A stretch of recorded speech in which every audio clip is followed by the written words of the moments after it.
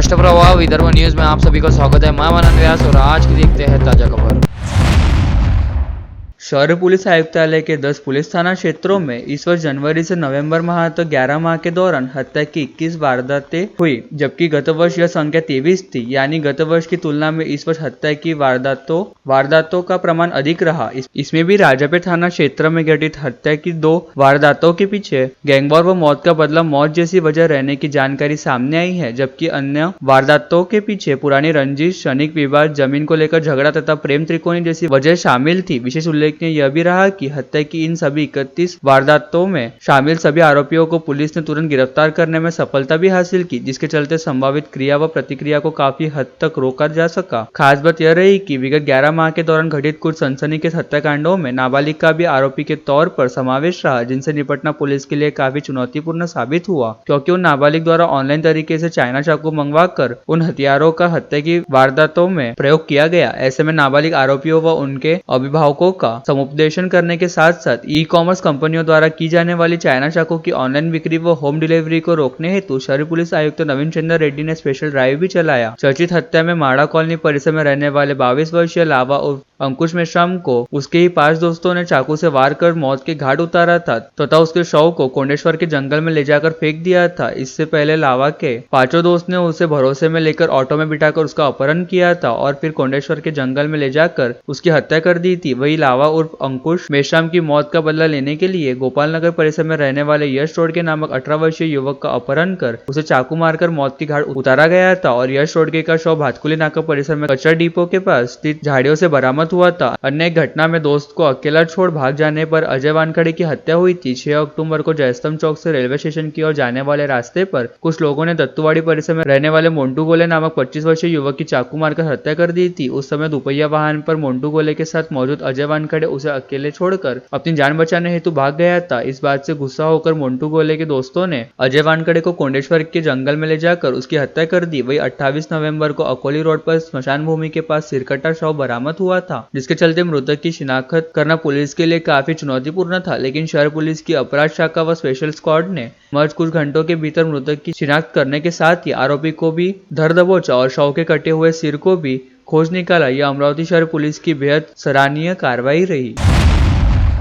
15वीं विधानसभा के 3 दिवसीय अधिवेशन के पहले दिन आज मुख्यमंत्री देवेंद्र फडणवीस, उप मुख्यमंत्री एकनाथ शिंदे, उप मुख्यमंत्री अजित पवार सहित कुल 173 सदस्यों ने आज विधायक पद की शपथ ली। आज 200 विधायकों को पद की शपथ लेनी थी, लेकिन महाविकास आघाड़ी ने ईवीएम के विरोध में शपथ लेने पर बहिष्कार करने से केवल 173 विधायकों की ही शपथ ग्रहण की। हंगामी स्पीकर कालिदास कोडमकर ने सदस्यों को शपथ दिलाई। महाविकास आघाड़ी के बहिष्कार पर मुख्यमंत्री फडणवीस तथा उप मुख्यमंत्री अजित पवार ने टिप्पणी की। अमरावती शहर में 2 वर्ष के कार्यकाल का अनुभव अच्छा रहा। यहाँ के लोग बड़े कोऑपरेटिव होने से किसी आपराधिक घटना में तुरंत रिस्पांस देकर पुलिस की सहायता करते हैं, जिसके कारण कई अपराधों का पता तेजी से लगाया जा सका। अमरावती को निश्चित ही याद करूंगा। यहाँ अपराध और दुर्घटनाएं रोकने एवं दोषियों को तुरंत दबोचने के लिए प्रमुख चौरस्तों पर सीसीटीवी का प्रस्ताव फाइनल स्टेज पर है। उसी प्रकार पुलिस बल बढ़ाने के लिए 3 नए थाने का प्रस्ताव भी मंजूर हो जाएगा। इस प्रकार का आशावाद सीपी नवीन चंद्र रेड्डी ने शुक्रवार शाम मराठी पत्रकार भवन में मीट द प्रेस कार्यक्रम में व्यक्त किया। सीपी रेड्डी ने बड़े ही स्वाभाविक सहज अंदाज में अपनी बात कही और पत्रकारों की भी कतिपय जिज्ञासाओं को शांत किया। मराठी पत्रकार संघ के अध्यक्ष अनिल अग्रवाल की पहल से मीट द प्रेस का आयोजन की भी सीपी ने सराहना की। सीपी ने खास तौर से कहा कि अमरावती की मीडिया का अनेक संवेदनशील मसला और घटनाओं के वक्त सुंदर सहयोग मिला। सीपी ने पत्रकार संघ के अध्यक्ष अनिल अग्रवाल द्वारा पूछे गए अमरावती पुलिस के स्टाफ संबंधित प्रश्न पर कहा कि शहर के होते विस्तार और बढ़ती आबादी के मद्देनजर 3 नए थाने तपोवन, साईनगर और MIDC स्थापित करने का प्रस्ताव विभाग को दिया गया है। शीघ्र मंजूरी की अपेक्षा है। ऐसे ही शहर के प्रमुख मार्गों पर सीसीटीवी तीसरी आंख लग जाने के कानून व्यवस्था सुधरेंगी, यातायात व्यवस्था सुधरेंगी। किसी होनी अनहोनी के समय सीसीटीवी फुटेज बड़े सहायक सिद्ध होंगे। अतः सीसीटीवी का प्रस्ताव मंत्रालय में मंजूर होने की आशा है। अमरावती को सीसीटीवी का उपहार देकर जाने की इच्छा है। सीपी रेड्डी ने कहा कि वे नागपुर से ही पदोन्नत होकर अमरावती आए थे। वहां जैसा ही अमरावती का क्राइम पैटर्न होने की बात कह सीपी ने कहा कि आपराधिक मामलों में अमरावती मिनी नागपुर बन गया है। नेताओं के फोन सीपी रेड्डी ने ने प्रश्न के उत्तर में स्वीकार किया कि कभी-कभी किसी मामले में आरोपी पर कार्रवाई करने अथवा न करने के बारे में राजनेताओं के फोन आते हैं, उन्हें भी अपने समर्थक को संतुष्ट करना होता है, किंतु अमरावती में पुलिस ने कानून के हिसाब से ही बराबर काम किया है, कार्रवाई की है। सोशल मीडिया के भयंकर दौर में किशोरों में आपराधिक वृत्ति पनपने की बात पुलिस आयुक्त ने कबूल की। उन्होंने कहा कि कई मामलों में किशोरों के माता पिता को बुलाकर समझाने का प्रयत्न किया। किशोरों को भी कहा कि अपनी भावनाओं पर नियंत्रण रखा जाए। कई संगीन अपराधों में किशोरों का बेखौफ लिप्त होना देखा जाए तो कानून के साथ साथ समाज के लिए गंभीर विषय है। सीपी से संवाद कार्यक्रम बढ़िया रहा। सर्वश्री अशोक भाई जोशी, विलास मराठे, प्रफुल्ल गवले, जीतू गणगोरकर, नितिन पाटिल, वैष्णवी बैस, पुष्पा जैन, बीएन देशमुख, शुभम अग्रवाल, गजानन जीरापुरे, प्रशांत सुने, खोजयमा खुरम, अनिता बाजट, नयन मोंडे, राजेश राजपूत, अभिलाष मिश्रा, महेश कतलकर, संजय शेंडे, अमोल मसराम, बंडू नागरे, शैलेश दुंडी, प्रणय निर्वाण, सुरेंद्र आकोड़े, शुभम बायस और अन्य पत्रकार छायाचित्रकारों की उपस्थिति रही। अमरावती की विधायक सुलभा खोड़के ने आज नई विधानसभा के पहले एवं विशेष सत्र के पहले ही दिन सदन की सदस्यता की शपथ ग्रहण की। प्रोटेम स्पीकर कालिदास कोलंबकर ने उन्हें विधायक पद की शपथ दिलाई। 15वीं विधानसभा का कार्यकाल 2024 से 2029 रहेगा। अमरावती जिले के समाजकारण, राजकारण, सहकारिता और महिला गतिविधियों में अग्रणी सुलभा खोड़के तीसरी बार विधानसभा पहुंची है। उल्लेखनीय है कि नए सदस्यों को शपथ दिलाने 3 दिवसीय खास सत्र आहूत किया गया है। सुलभा खोड़के अमरावती 38 नंबर विधानसभा क्षेत्र से सतत दूसरी बार महायुति की प्रत्याशी के रूप में विजयी रही है। उन्होंने शपथ ग्रहण की। उन्हें सदन के सदस्यों ने बधाई दी व अभिनंदन किया। सुलभा खोड़के का विधायक के रूप में एक और कार्यकाल आज से प्रारंभ हुआ। इस समय सदन में मुख्यमंत्री देवेंद्र फडणवीस, उप मुख्यमंत्री एकनाथ शिंदे, उप मुख्यमंत्री अजित पवार और सभी नवनिर्वाचित सदस्य उपस्थित थे। विधानसभा की नई पारी शुरू करते हुए सुलभा खोड़के ने अपनी पार्टी के वरिष्ठ नेता अजित पवार, छगन भुजबल, धनंजय मुंडे, हसन मुश्रीफ, नरहरी जिरवल, अजित तड़करे, सना मलिक आदि की उपस्थिति में छत्रपति शिवाजी महाराज की प्रतिमा को सर्वप्रथम अभिवादन किया। सुलभा खोड़के ने खास महाराष्ट्रीयन अंदाज में गुलाबी पगड़ी धारण की थी। धामनगांव रेलवे विधानसभा क्षेत्र से विधायक प्रताप अड़सो तथा मेलघाट के विधायक केवलराम काड़े ने आज विधानसभा में शपथ ली।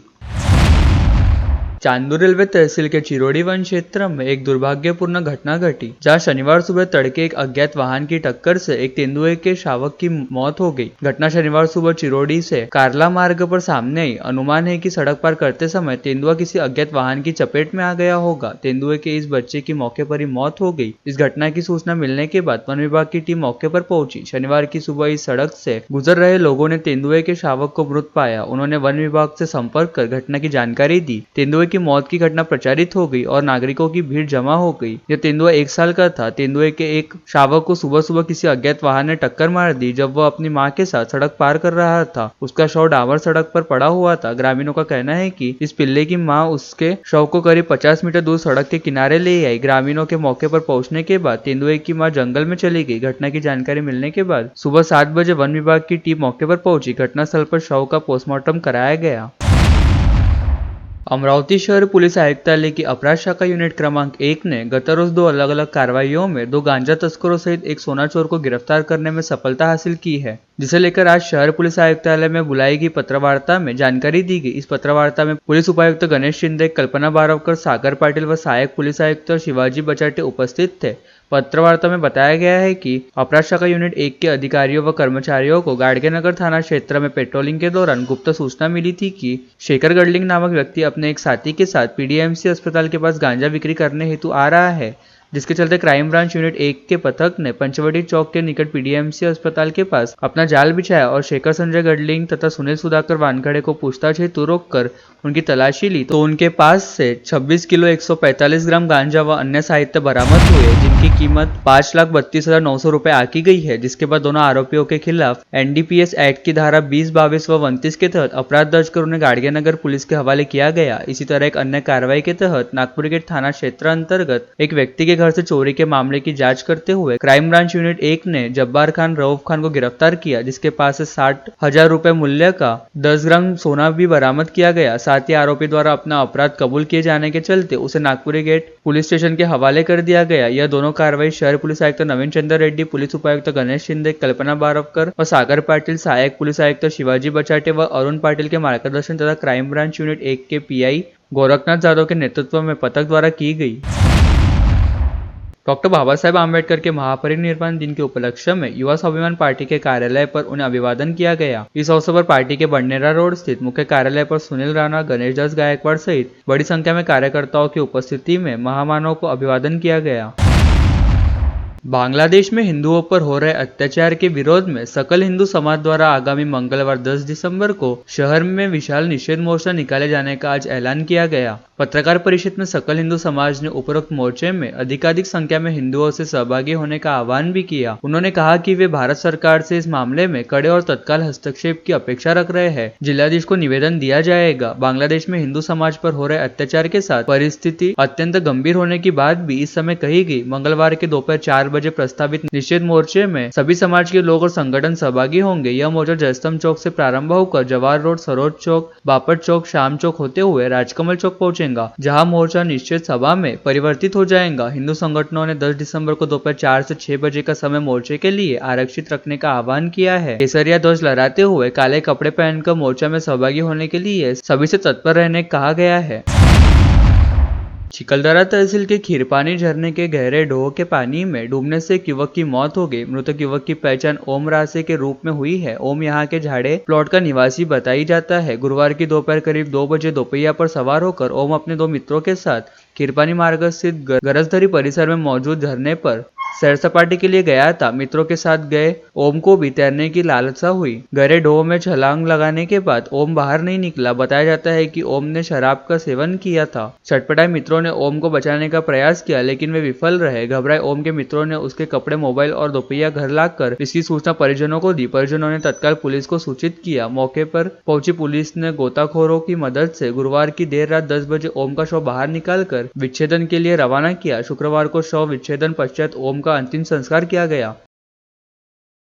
मोशी पुलिस ने चांदूर बाजार मार्ग पर स्मशान भूमि के पास नाकाबंदी कर दोपहिया वाहन पर गौमांस ले जाते हुए ग्राम अंबाड़ा निवासी युवक को गिरफ्तार किया है। गिरफ्तार आरोपी का नाम शेख सुल्तान शेख साबिर कुरैशी बताया गया है। मोशी पुलिस को खबर मिली थी कि अंबाड़ा गांव का एक व्यक्ति अपने बजाज प्लेटिंग दोपहिया क्रमांक MS27D के 2317 पर गौवंश का कत्ल कर मांस बिक्री के लिए ले जा रहा है। पुलिस कर्मचारी स्वप्निल भास्कर, छत्रपति करप्ते आदि ने चांदूर बाजार मार्ग पर स्मशान भूमि के पास नाकाबंदी की और दोपहिया रोकी। दोपहिया के पीछे एक कैरेट बांधा हुआ था और उस पर चद्दर ढकी हुई थी, जिसमें 70 किलो गौमांस रहने की जानकारी पुलिस ने दी। और लेटेस्ट न्यूज देखने के लिए राष्ट्रप्रभा चैनल को लाइक और सब्सक्राइब कीजिए।